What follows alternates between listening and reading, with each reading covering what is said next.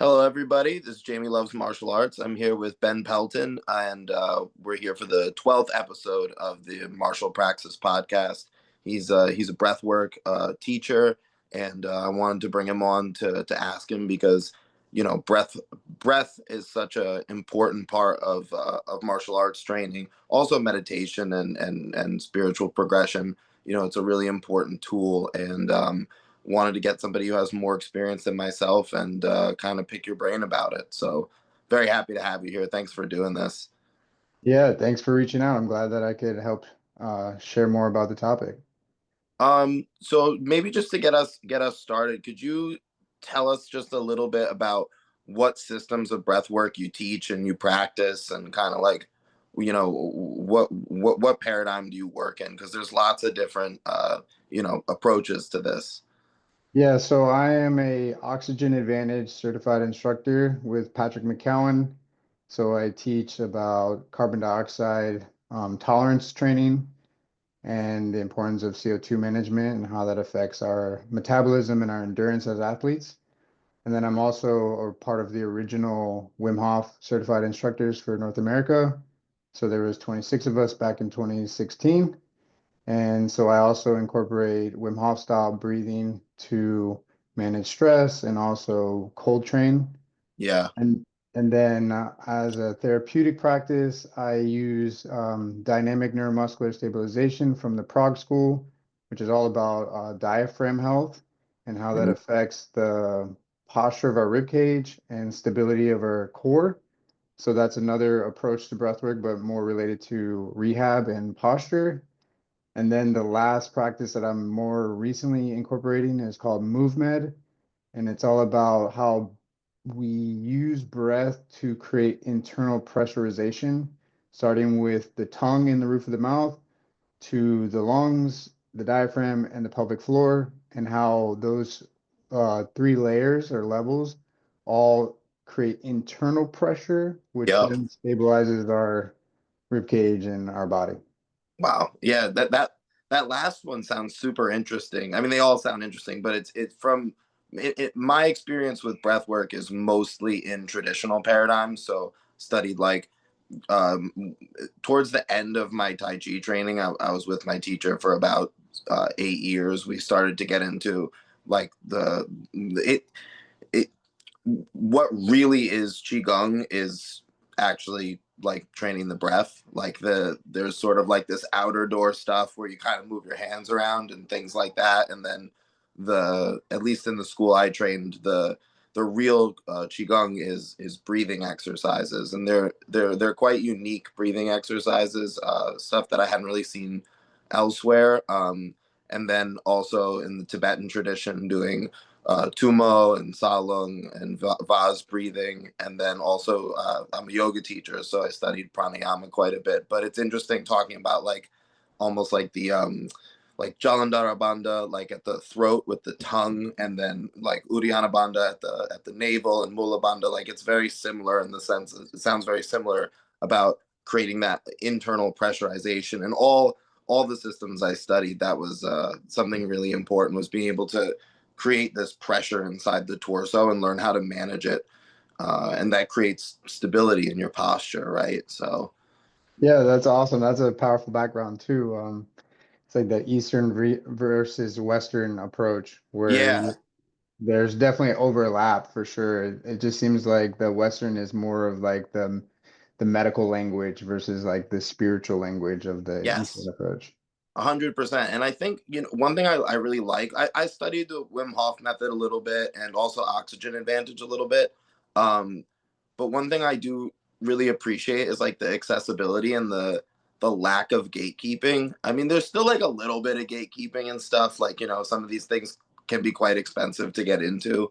But it's more accessible. You're not going to have to train for 10 years, or like in the Tibetan tradition, you have to do hundreds of thousands of mantras and prostrations and religious stuff before they're going to show you how to do tumo.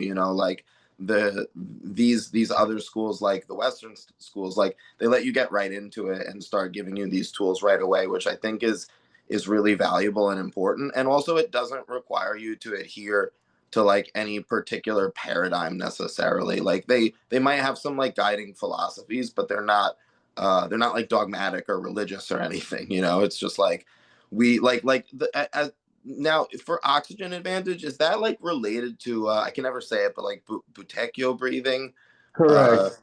okay, it comes out Yes. of that almost. Yeah, so Patrick McCowan, the creator of Oxygen Advantage, is a Buteco method instructor and was like the head of the international clinical organization. And so Buteco method is learning how to manage CO2 in our body and the positive effects of that. And just to go back to the points about the dogmatic stuff, Wim Hof was very specific about making sure that he's not being dogmatic about the breath.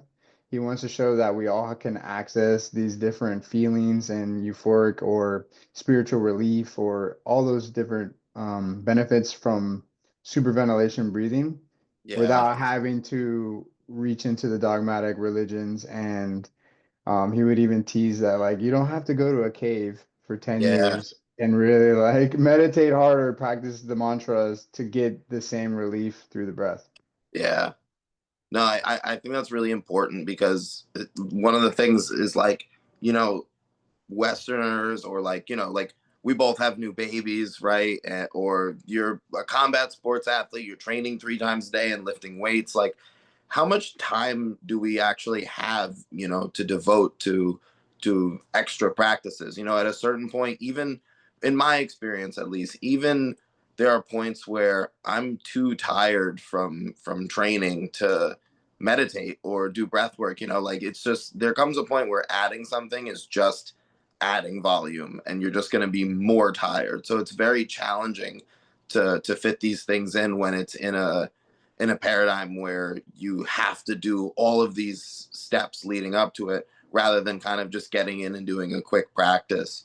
So one thing that I wanted to ask you about is like having trained in these different systems, like and this is something I struggle with too a little bit, is like how do we like move between these systems? Like how do you kind of work them into each other and kind of like put them together, you know, because you obviously have a varied background in some of these practices. I'm curious how you kind of like weave them together into a coherent practice. Right. So for me, there's different ways of looking at them as tools, right? Like when do you use this tool for this application? Yeah, The Wim Hof style breathing they call it voluntary hyperventilation, or a more gentle term is like superventilation. So it's yeah, not really trying to scare people with hyperventilation because it's such an alarming word. yeah. And then on the other side of the spectrum is oxygen advantage, which is like slow, light breathing. So really Yes, trying to saturate our tissue with as much CO2 as possible, and the only way to really do that is to lower respiratory rate, so less breaths, and also volume, so restricting how much volume you blow off so that you yeah, can maintain a lot of CO2. So how I integrate those into my practice or with clients is, one, what is their goals?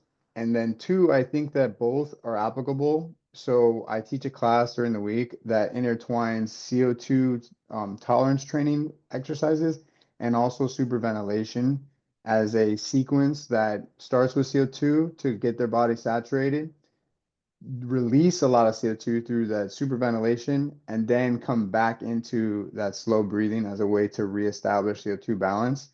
yep, And to me, it's kind of like a roller coaster where it's gently building up, building up, building up, climaxing, and then coming back down. Um, the Wim Hof stuff is really for what I use for cold training preparation and also like trying to take someone more towards a spiritual experience. yeah, So like this weekend, I'll be doing cold plunging and breath work. We will be using Wim Hof style breathing. If someone's coming to me for like anxiety or they're overwhelmed, I'm gonna look at their CO2 tolerance, with their breath hold, see how long they can hold their breath before they feel like they're panicking and they need to breathe, and then prescribe to them a breathing protocol that's much slower, teaching them breath hold, micro breath holds, so that they can start to establish a better CO2. So. Um, I would say it's just like, as needed, use the tool. and then go from there. With the Wim Hof, right? Like you do this period of you're calling it like super ventilation, right? And then there's a long exhalation breath hold. And that during that time you're going to reach like that same kind of CO2 saturation, correct? So there is some like Yeah, so the signaling to breathe is always going to be CO2 buildup. yeah. It's not a lack of oxygen. Like the Yep. way to get oxygen really low takes quite some time.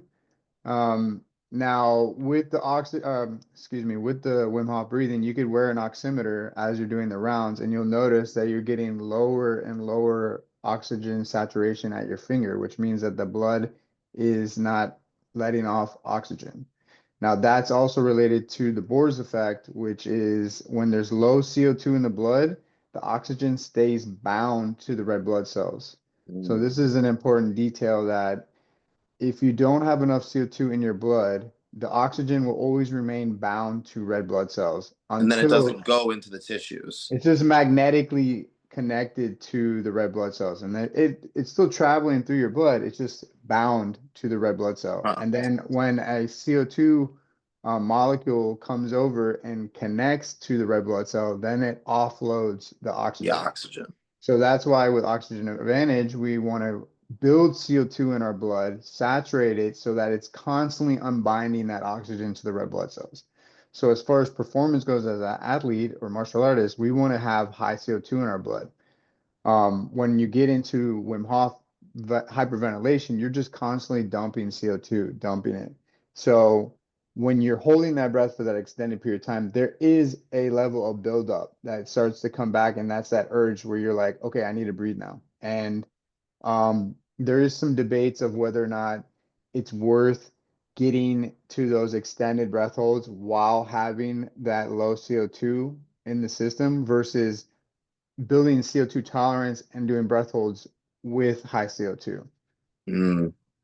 Yeah, because it's basically like with the Wim Hof, the super ventilation sets up like a precondition in the body that makes it a lot easier to do the breath hold because the CO2 has been you've offloaded it, right? And then the argument that like the debate is like, okay, is this really as valuable as doing the breath holds when you have high CO2, which is really the thing that makes you need to breathe. So even if you were like, at some point when I was going really deep in the breath work, I started to like look into like free diving because I realized like these guys probably know the most because it's demanded by their sport, and like a lot of them are doing these like it's like a very like scientifically laid out like chart of like breath holds, and they're continuous. So like you probably know more about this than I do, but you do like a breath hold and then you breathe a little bit and then you do another breath hold, but the recovery breathing periods get shorter and shorter and shorter as you go through the workout, and that I assume would just keep you the CO2 is just going to keep going up because you're not recovering as much.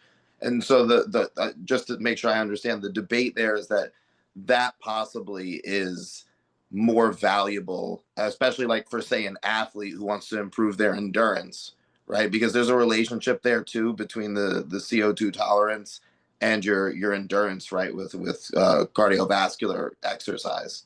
100%. Yeah, so the free divers use the CO2 ladder, so they're incrementally using the breath holds and the blow off breaths to build saturation of carbon dioxide incrementally so that the body can learn how to tolerate it.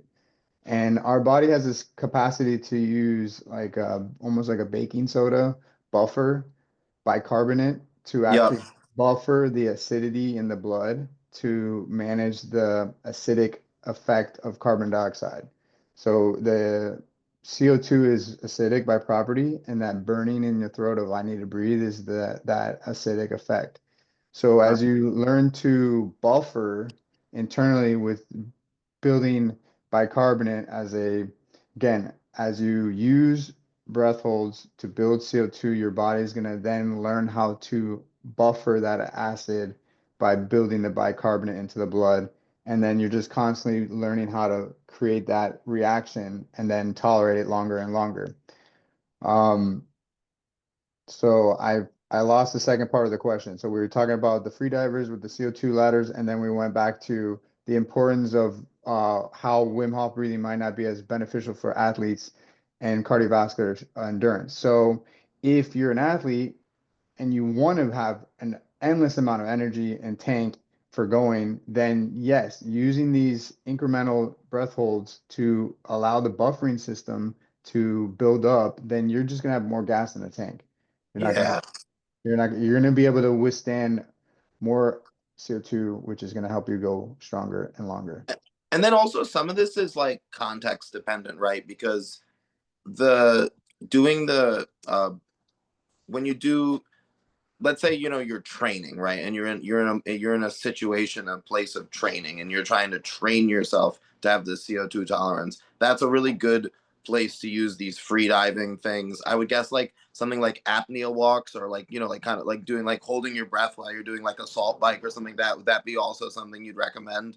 100%, Okay. 100%. Or doing like farmers carries with breath holds Yeah. or apnea holds where you're holding your breath while under intention and under tension, and you're just building endurance to withstand CO2 for sure is going to build some serious gas tank.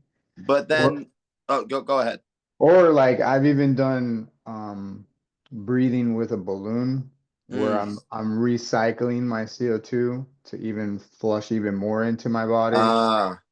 and doing breaths with that, which can make you feel all sorts of, lightheaded and stuff like that. But I'm purposely recycling my CO2 into my blood.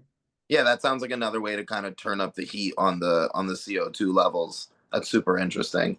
I want to get into that later about like tools and devices and stuff, but what I wanted to ask about was, so like one thing I've had success with athletes who are like um anxious and like kind of like nervous during like performance is using like Wim Hof like right before you go and fight, or doing Wim Hof in between rounds of a tournament and stuff like that.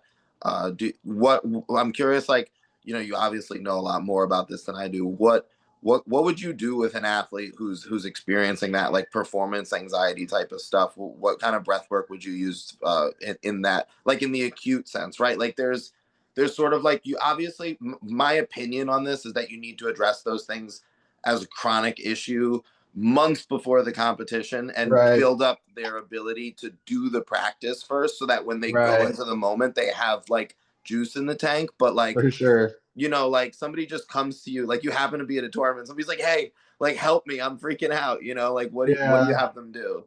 you get them focused on their breath, like you said. Now, Yeah. whether you have them do a high pace or a slow pace, Patrick McCowan from Oxygen Advantage would say like slow breathing, like, Yeah. but intentionally focusing on their breath. So Yes. their mind's racing because they're thinking about something. So Yeah. if you can bring them back to their breath and their mind has to focus there, then those other thoughts disappear. So Yes. it's like about going internal into your feelings of your body, your interoception, and understanding like, oh, I'm connected to this. This is what I could focus on right now. Oh, I'm starting to calm down because I'm focused on my breath. Oh, it's slowing the breath down, so I'm calming my heart rate. So now Yeah. I'm becoming more balanced. But like for me, when I compete, I specifically do Wim Hof style breathing about an hour and a half before like mat time as a way to supercharge my body by dumping adrenaline through the breath holds, also getting the spleen contraction. So I'm pushing more blood into my circulatory system. So I have more volume of blood available for the mat. And to me, by already dumping my adrenaline by doing the breath work and getting really pumped up with that in advance, already sets my mental focus, clarity, and just having already being attuned to my breath. So like you said, months in advance of like incorporating that as like your warm-up routine would have a huge effect on that. But in like so you're at a tournament, someone's like, I'm freaking out. This is my first match. Like, what do I do? Just taking them to their breath and Yeah. probably going from maybe starting at a moderate pace, but then slowing it down because that's always going to bring their heart rate down. So if you can do that, then they'll probably relax more. But yeah, then that would be like, okay, moving forward, now that you know how you reacted, like you should definitely add breath work as a practice for your training for your tournaments. So that brings up two more like really interesting questions I have. One is like, and this is something I've tried to understand before, but for whatever reason, like it just eludes me. But what's the relationship between Wim Hof breathing, the cold plunge, and adrenaline? Like, how does this affect our adrenaline levels as a practice? And like I'm trying to understand like what's the protocol here and like what does it do? You know, because it sometimes I've read do the breathing first, then do the cold, or do the cold, then do the breathing after, or it depends. You know, like Got it. Okay, so the protocol for Wim Hof method is you always do the breath before. okay, And the breathing is a way to prime the physiology and the psychology to be able to withstand cold exposure. So you're doing the breathing with passion, intensity, so that you can really start to supercharge the system. You're yeah, doing extended breath holds that towards the end, your body is at that point where like, I need to breathe. So it's starting to go fight or flight mode. And that's going to start to drip that adrenaline from the adrenal gland. uh, When we do that, it's affecting the blood. It's releasing sugar into the blood, right? Adrenaline is going to dump sugar off the liver into our system to fuel our body in that fight or flight mode. So it's also giving us that little bit of energy. And then you don't just like race into the cold after you've done your breath work. You know, you can take your time, kind of rebalance, and then you make your way into your cold plunge. Take your cold plunge. The breathing that you did prior to the cold plunge is not what you do in the cold plunge. So yes, make that very clear to people yeah, that because there's this huge issue with the shallow water blackout, right? So you do that exactly. We breathing don't want to water, hyperventilate in the water in case you pass out and then yeah, you don't have a spotter you and could then it die. turns in. Exactly. So there's definitely risks associated with that. So it's important that when you get into cold water or any water, your breathing is always trying to be relaxed and calm. And then when you get into the cold, your body's freaking out. Yeah, And so your job is to, once again, tune into the breath. So if you can tune into your breath right away, then you're able to de-escalate. And that's the real practice of cold exposure. Like, yes, it's anti-inflammatory. Yes, it's creating, strengthening the circulatory system by doing vasoconstriction, um, all that good stuff, right? But you're in a fight or flight mode that, to me, I always say it's the death signal. So yeah, if you're in cold enough water, your body in it long enough will die. You'll have hypothermia and you'll die.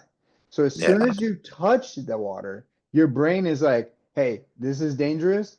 Let's get out. So yep, then it's automatically signaling to your brain, this is death signal. You need to get out. I don't approve of this. Get out of the water.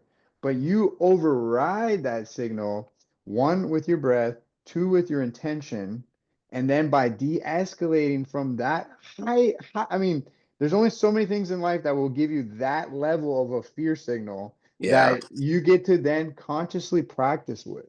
yes, And to me, that is the goal of the Wim Hof method is yes, the breath work is great and it has its own benefits and it primes the body to get into the cold.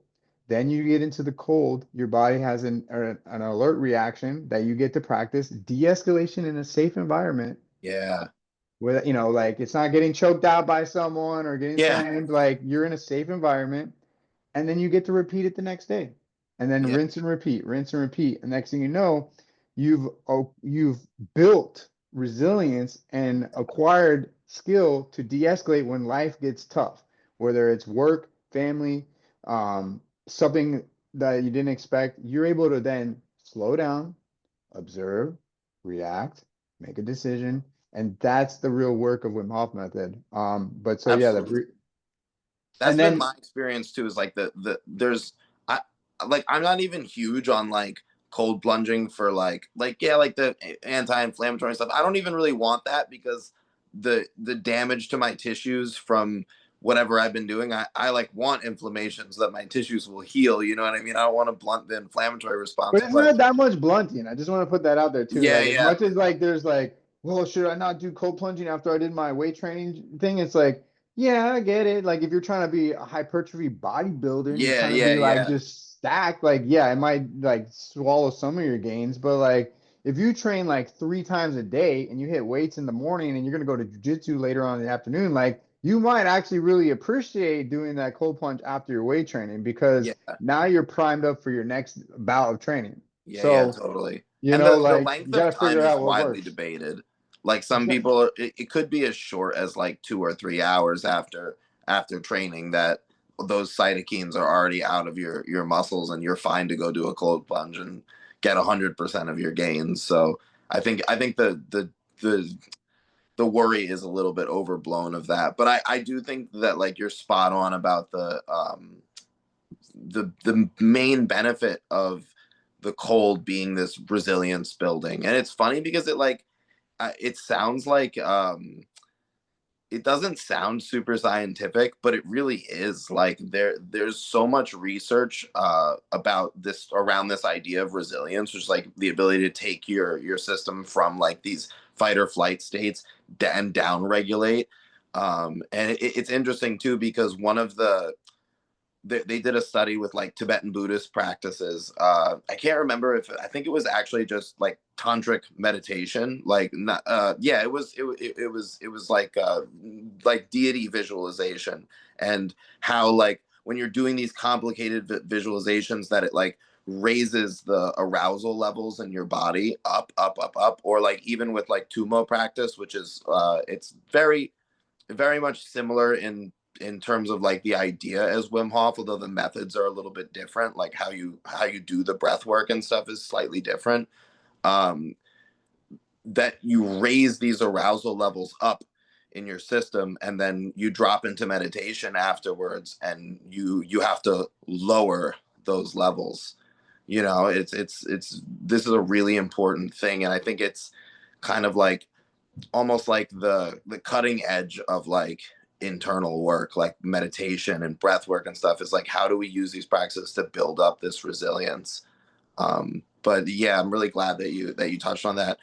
I'm curious, like with it's a lot like, and like you said, the you're dropping into this stressful situation, so I wonder, would it be possible to use another stimulus other than cold? Like could you do your Wim Hof breathing and then like go into a really intense jujitsu roll and kind of have a similar effect where you're transferring that you're building that resilience in a similar way. I could see it. I mean, that's what I do for my tournaments is that I Yeah. do my Wim Hof breathing as a primer and then I go right into, 5 matches competing and, I just feel way more dialed and focused when I get into the actual arena. I've already done the breath work in the car, or sometimes I'll do it in the arena, but I prefer to just like go in the car, do my breath work, walk in, and then I'm already set. Like I don't focus on breath at that point. I do some of the CO2 stuff to then reestablish offloading of oxygen. But I've already kind of dosed myself Yeah. for that adrenaline dump and just being focused on myself. I'm also wondering about like heat exposure. Like, is there Yeah, that's breath work you? another. Yeah, so the term we use in Wim Hof is hormetic stress. So Yeah. hormetic stress is that anything that's too stressful would be lethal to us, but finding the right amount of dosage creates a positive adaptation. So the cold at a large dose is lethal, but if we get the right dosage, it's going to go ahead and create a positive adaptation to our stress of Yep. of managing the stress. So the same thing goes with heat training. If you're going to do sauna, Yeah. saunas again is another heavy stressor that if you can withstand it longer and longer. Recently here in Florida, it's summer. It's hot as hell. We don't have AC in our gym, and I train with a sweatshirt on, and Yeah. and people think I'm nuts because it's already hot in there. But I have a sweatshirt underneath, t-shirt, sweatshirt, gi, and at this point I'm heat adapted. I mean, I'm in Yeah. there. I'm not even sweating, and Yep. people around me are like dying. And I told the black belt the other day. He's like, "Oh man, it's so hot in here." But I love the sweat. And I'm like, dude, I'm wearing a hoodie, bro. And Yeah. You're like you could fix this. You could conquer this. yeah, that's another hormetic stress. Exercise is hormetic stress. Sunlight is hormetic stress. You can create a callus from the sun exposure for our skin so that you can withstand sun better, that, get us Yep. nice skin. Um, that's just understanding that even, certain foods can be hormetic. So, Yeah. So basically, we can use Wim Hof breathing before any type of hormetic stressor as sort of like give us like a 1-2 punch and give us a leg up with kind of getting deeper into the mind, and you get more leverage against that stressor. I believe so, or you could even use it for allergic reaction. So Wim became famous because he did his injection with the wall of the dead E. coli bacteria. He did the injection, he did his breathing, and he was able to lower the symptoms of being super sick from this injection. He trained people to do the same thing because Wim was just a superstar. So like if you can repeat the results, Yeah, this would be you want to life-changing prove that for. he's not just a freak. Exactly. So he took his group of trainees, did the breath work, did the cold with them, they did the injections, and the video online is crazy. When you have the nurses there asking them, like from a scale to 0 to 10, 10 being absolute worst, how do you feel? And they're like zero, zero. So like they had no symptoms of being sick. And Yeah. then to go on another story of that, my wife and I are driving from Miami to Orlando. It's like 4 hours for a tournament. And she had been recently eating a lot of bee pollen in her yogurts and stuff in the morning. Yep. So on the way up, she started having like a breakout of hives. And I started thinking it was from the pollen. And that was like, that's when we noticed it was the pollen because I'm like, what did you do? She's like, oh, I just had some pollen on my yogurt. She's having an allergic reaction. I said, okay, let's do some breathing right now. So we just started doing Wim Hof breathing. And within 3 rounds, her face cleared up. The Yeah. allergic reaction passed. So, there are times where you could use that intense breathing to flush the system. So, I've been battling between this oxygen advantage, Buteco, light and slow breathing, and then, having these experiences where, doing passionate, intense breathing has flushed allergic reactions in my own Yeah. eyes. Like I've seen it. So it's interesting where you need to know when you can use it, how to use it, and how impactful it could be. I actually had a really similar experience when I first started playing around with the Wim Hof. I mean, this must have been like it might have been like 5 or 6 or 7 years ago, but I was like fooling around in the yard, like I don't even know what I was doing. I was probably doing some kind of weird like martial arts shit, like punching a tree or something, and I got all up in some poison ivy or poison oak, and it was like all over me, and I had just seen that video of Wim with the thing, and I was like, let me just try this, and I did the breathing, and it completely went away. Like I had no allergic reaction to it at all, and I was like, holy cow, this is like there's like really something here. It's super crazy. That Yeah, it's that also powerful. brings me to another thing that I wanted to ask about. Something like another thing I've been trying to understand is like what's the relationship between, and I'd be curious to hear about the Butecchio style, like slow shallow breathing too, but what's the relationship between these breathing methods and the immune system? So like you start feeling like you're coming down with a cold or something like that. Is there a way to use these breathing methods to sort of help yourself get back to a place where you can recover from that? Yeah, for sure. Um, I've always been supportive of the Wim Hof superventilation approach to flushing out being sick. I've done multiple, through the years, even during COVID, that you just buckle down and breathe, like super ventilate, do breath holds. I mean, I've done session for a whole hour. Didn't Yeah. even matter. It wasn't like I'm counting rounds. I'm just like, I'm gonna do this for an hour just to flush my system.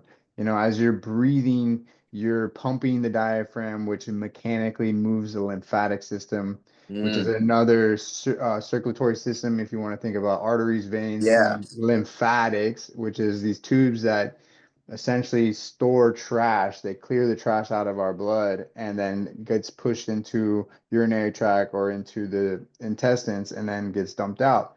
But while that's going on, your body has all these white blood cells that are going around looking for Yeah. invaders.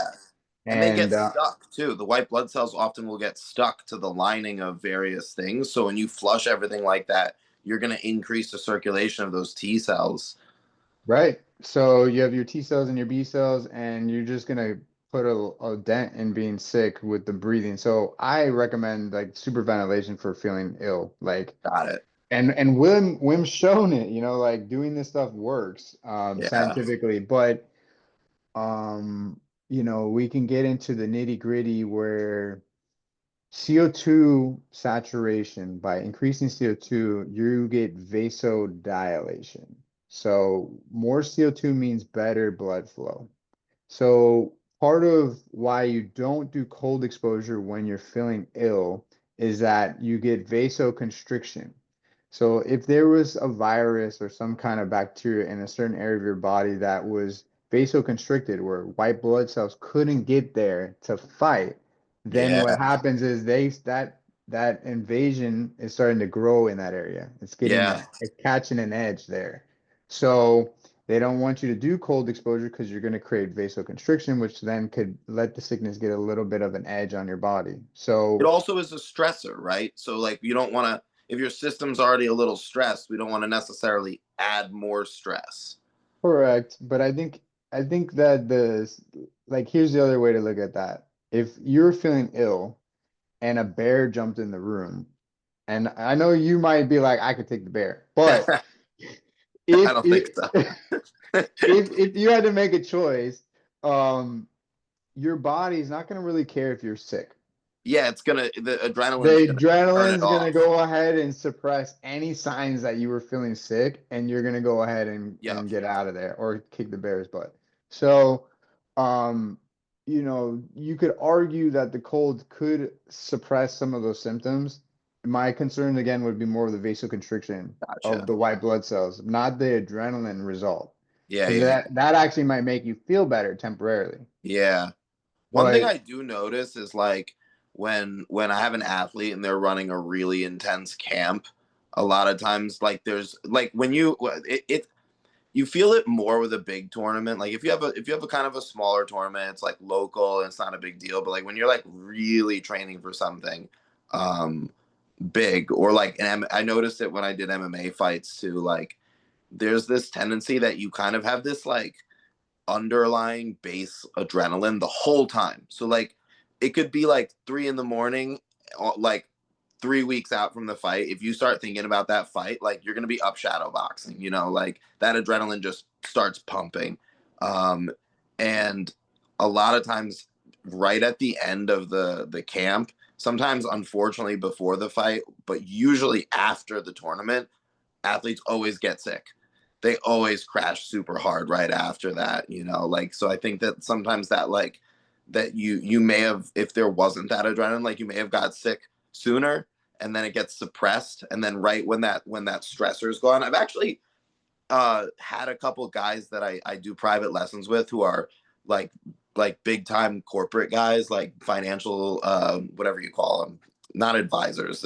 There's some other word there, but like traders and people who work in marketing. Like they'll have this happen to them with a big meeting, so they'll be like preparing for this meeting for like 2 weeks, and they're nervous and they're thinking about it and they want the deal to go right, and then the meeting comes and then right after the meeting they just get super sick and they're like, what happened? And it's like, well, that adrenaline leading up to it was like suppressing all of your symptoms, and then your body realized like, oh, like this stressor is over, and it's like, all right, like now I'm gonna feel these symptoms. the other thing too with symptoms is that that's like a sign that your body's actually processing. Yeah, So, like just because you're feeling sick doesn't mean that your body's not doing the right thing. yeah, totally, It's actually a 100%. sign that it's actually doing what it needs to do. Like the mucus and that's all dead white blood cells that's being cleaned out that they're battling for you. They're like in the field dying for you to kill off these things. Yeah, So like when you're purging all that out, that's your body like doing what it needs to do. So it's not bad to have symptoms. But yeah, we're definitely suppressing stuff leading up into it, and then body's like, all right, now it's time to recover and rest and rejuvenate. yeah, it's funny what you said about it being a good thing to have symptoms, because I was on like one of the first my first retreats doing tumo, because it takes quite some time to get there in the like paradigm of Tibetan Buddhism. You have to do a lot of other stuff first, and right after like one of the first tumo retreats, I was doing the when you do tumo goes hand in hand with this other practice called salung, which is kind of like Tibetan yoga. There's this very particular thing that we do in Tibetan yoga called a bep, where you jump up in the air and you have like a climbing crash pad, but you jump up in the air and you land on your butt. So you like kind of jump up and land and jump up and land, and it's a way to stimulate adrenaline, right? So like the banging of the body against the pad and the free falling through the air, it really like that resilience we were talking about earlier. Like it really brings your system up. Like you do 21 beps, you're sweating and breathing heavy, and it all comes up. And I had been doing a lot of really intense practice for about 2 months or so, and you get so much adrenaline from doing these beps that if you're doing it every day, it reduces your need for sleep. So like you'll start sleeping like 5 hours, 6 hours because you're just so stimulated. And I got really sick at a couple months afterwards, and I kind of had this realization of like feeling my body dealing with the illness and realizing that like the body is so smart. Like the body is like so inherently smart and powerful, and like it has this inherent ability to just deal with this illness, and that everything that I was feeling and all the sensations were actually my body healing itself. Like it's like you feel like you're dying, right? But you're not actually dying, right? You're actually recovering. So I think that was really insightful what you said there. I'm happy you shared that. Yeah, I think it's interesting where the more in tune you are with your body, the more you feel the impact of the sickness. Like there's Yeah. times where like I mean I can sense within hours that I have a bug, Yep. and then I just feel my body like dealing with it, and then within a couple like it normally takes me about a day and a half, and I'm over things Yep. very fast. And but more that I've been into the breath work and these practices, the more intense the experience is with this bug or whatever it is, whether it's bacterial or viral. My body can sense, like I can consciously like recognize that it's there, and then my body just does what it needs to do, and then I'm over it. Yeah. So one thing I also wanted to touch on with you and kind of ask you about is like tools, like physical objects, right? Like there's all kinds of like crap people use to aid them with their breath work. Like there's butecchio belts and little, basically like they're not all straws, but there's like all kinds of little tiny apparatuses that you could breathe through. You mentioned the balloon earlier. What kind of things do you think are useful and have a place in this? And what Yeah. things would you say, hey, like don't wear a freaking gas mask while you're working out? Yeah, I mean, I've done it. So the gas mask is wild. But like the altitude mask, it's Yeah. just like breathing through a straw, and that creates more intention on your diaphragm. So let's Yeah, the benefit of that is mechanical, right? Like it's actually right. you're going to strengthen the muscles of your breathing apparatus more so than you're not going to simulate altitude. You need like you need a A bubble room. basically, Yeah, altitude exactly. generator. Exactly. So you're mechanically going to strengthen the intercostal muscles, the diaphragm, the transverse abdominis, all those muscles that are related to your respiration are going to be strengthened mechanically, which is powerful for athletes, for sure using those things to create. Do you think Go that it ahead. would be better to do that separate? Like, like Boss Rutan kind of has like a little thing that's it's adjustable. You can put different size straws basically. Yeah. Do you think it's better to do that separate from exercise, like and just focus on strengthening your breathing muscles alone? Or do you think it's better like or it's fine, like let's To me, just it would be like if you're spending time doing core exercises in your yeah. training. Like if you're going to spend time doing that, why wouldn't you spend time doing breath exercises? Yeah, So totally. I mean, it's my like an accessory move, right? yes, exactly. My take on is it's probably easier to train it separately and focus on it as its own thing rather than like I'm not going to be like hitting a tire with a sledgehammer with a gas mask on just because I want to Right. be able to hit the tire as hard as I can without worrying about my breathing. Whereas, you know what I mean? Like I You want know to what I used separate to those do things. though is I used to commute a lot by car, so I would wear it in the car. Uh, So as yeah. I was driving for 2 hours, I would just be breathing through little, through a little straw essentially. Yep. And you get done with that for like 2 hours driving, and like you take it off and you're like, You're going to be like sore. it's crazy. So I mean, I've done stuff like that.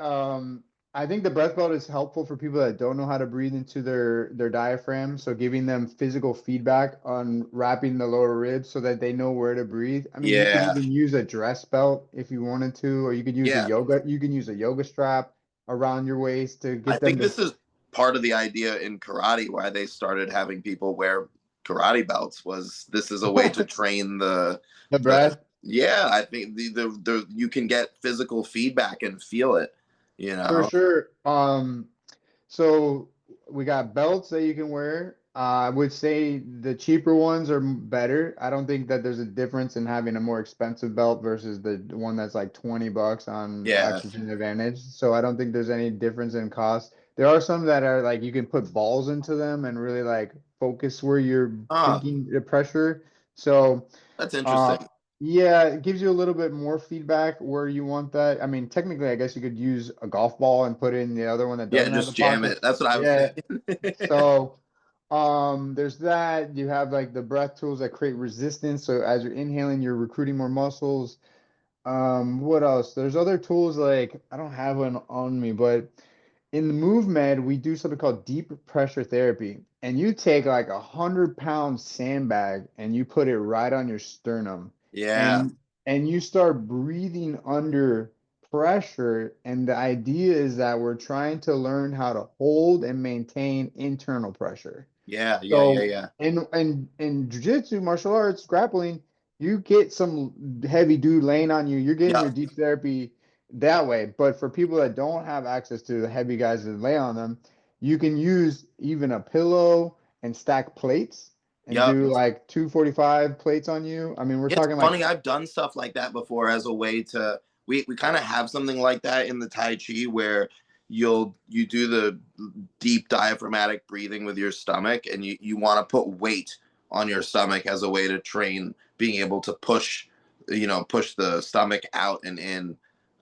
So yeah, that's a cool one. I think it's also good for like getting people to feel their be able to breathe into their diaphragm. We didn't go too much into the mechanical aspects of breathing, but I think that that's also super important, especially for martial arts, because you need to have this pressure so that you can actually transfer force. Like it's weird because people don't really acknowledge it, but like there's obviously muscular stuff, but then there's also this level of like fascia, and to really transmit the force through the fascia, you need this pressure. And then I would argue there's even another level of force beyond that that's somewhat like hydraulic.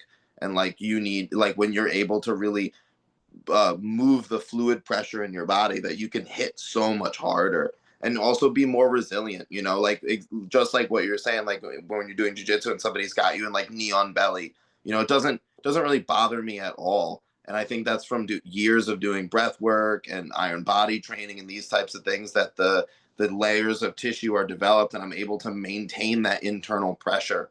I think that's probably the biggest benefit that I've gotten from the Tibetan stuff, because we do this vase breathing and it's really oriented around pressure. So like you're really learning to you take a deep inhale down to the like to this like spot beneath your navel, and then you often are like swallowing and then pulling up and trying to create this like very pressurized container in the abdomen.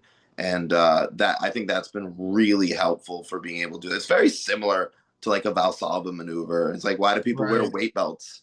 You know, right, it's it, exactly. it's crazy how these things are just all like so interwoven. Right. Another one that I've been doing is you can take like it's like almost like a Pilates ball, but it's a little bit harder, and Yep. you sit on it like it's an egg, right? And like the perineum. Yeah. And what that's going to do is as you're breathing, it gives you a feedback to the pelvic floor. And Yes. so now you're feeling that pressure going all the way down to the pelvic floor, which then fills into the pelvic bowl, the pelvis, and then up into our core, creating that core stabilization. So, in movement, they call it butt breathing, but essentially it's like learning how to feel that internal awareness that your breath has a relationship all the way down to your pelvic floor. And that's how we're gonna be able to, like you said, create that internal soda can pressure where you're Yeah. feeling nice and rigid and strong from pressure. Yeah. And so yeah, the ball is another tool, like to stay on that topic of like tools. sitting on that ball is pretty powerful too. I think that's also great because one thing I've noticed with diaphragms, right? Pelvic floor, thoracic diaphragm, and then in the throat, it also functions like a diaphragm. Is that, and this is true of all muscles, but like tight and weak go together. And people are like, especially with the pelvic floor, people are like Kegels, Kegels, Kegels, to like squeeze it, squeeze it, squeeze it. I'm like, chances are you probably need to learn how to relax your pelvic floor. You're probably chronically tight down there and you're never going to contract it because it's always in a pseudo contraction. So you need to Right. actually loosen Like it. eccentrically lengthen Yeah.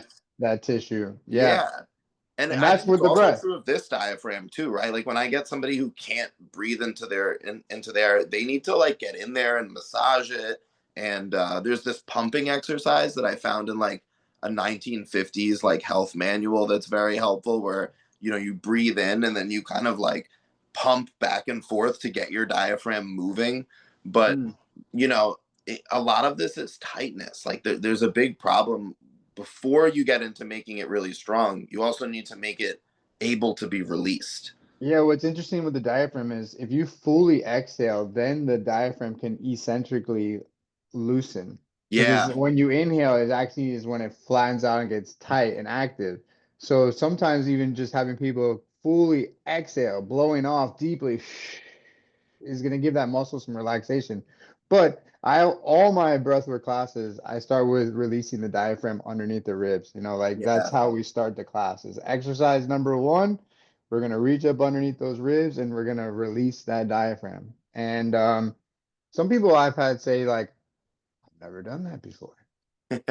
Like I didn't know I could reach up underneath my ribs. It's like there's a lot of things you could do. So yeah, this is definitely an easy tool for getting that diaphragm mechanically to function a little bit better. I always tell people it's your primary respiratory muscle. Why not give it support, bring awareness to it, and actually by just doing that, you're starting to let that tissue maybe open up a little bit more, release some of that shortness in it because you never even thought you should be doing that.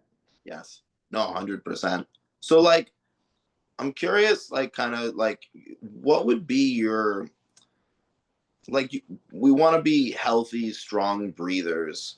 What would be kind of like your prescription for that? Like, you want to just like to give people like kind of an idea of like what should we be doing? Maybe you can mention a couple exercises, but more like what are the goals of being a good breather? So the goal would be like without any kind of offloading of CO2, if I said, all right, take a breath in, let it out, hold your breath, we want to be over 25 seconds minimum. Like elite athlete is 40. Got it.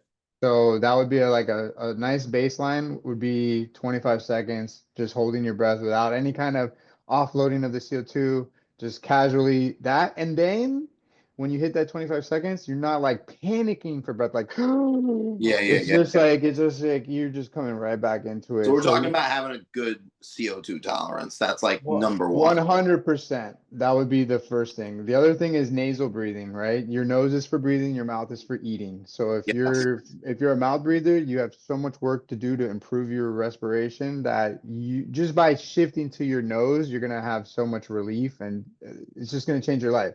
Now, do So you think mouth taping is a good way to achieve that over the mouth, or do you think going around the mouth and kind of trying to get the fascia to close up is a better approach?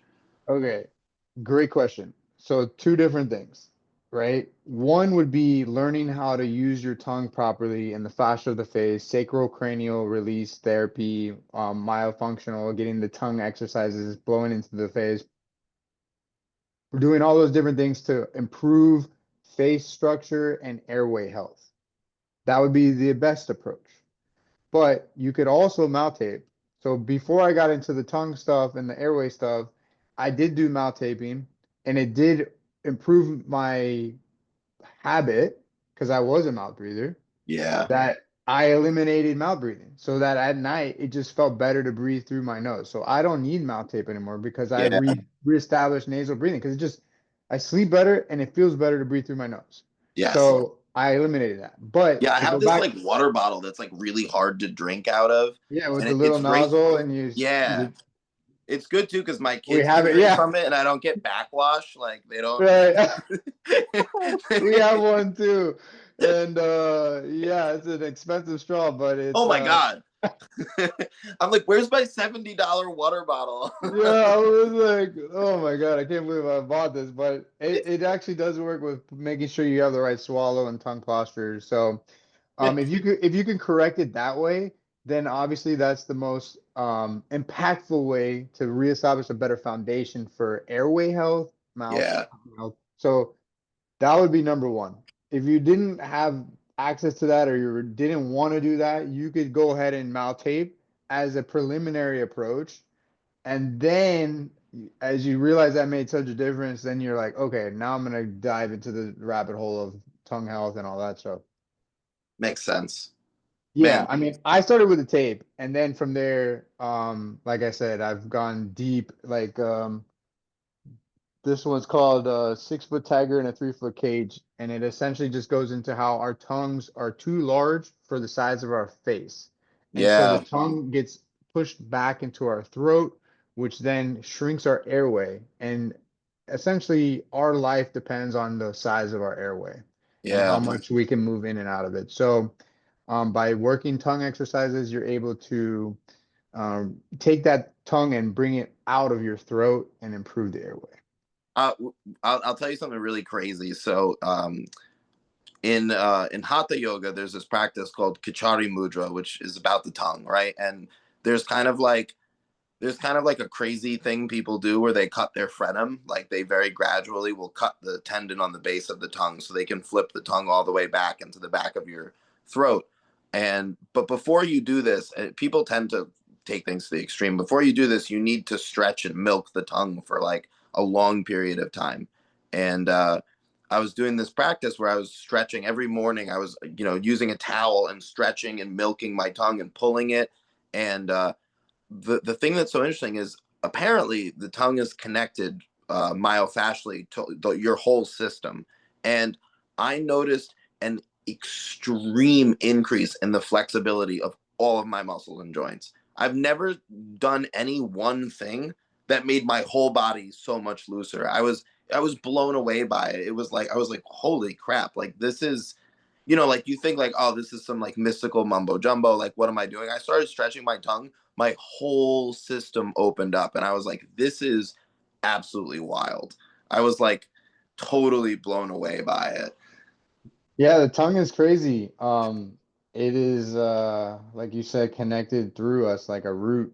And Yeah, it even when you're making turns with your head, it's pointing where you're turning. So it's moving inside your mouth as crazy. you're making your movement. So yeah, I think have you seen Human Garage, the guy on No, Instagram? So no, I'll have to check that out. he's a fascia guy, and one of the releases he does is, he'll be on like a ladder and he'll be grabbing someone's tongue and just having them kind of like turn their body and like untwist the fascia while he's there holding their tongue That's super upright. cool. Yeah, so wild. This stuff is wild for sure. Man, this was great, man. You answered a lot of questions I've had for many years. I really appreciate you coming on and doing this.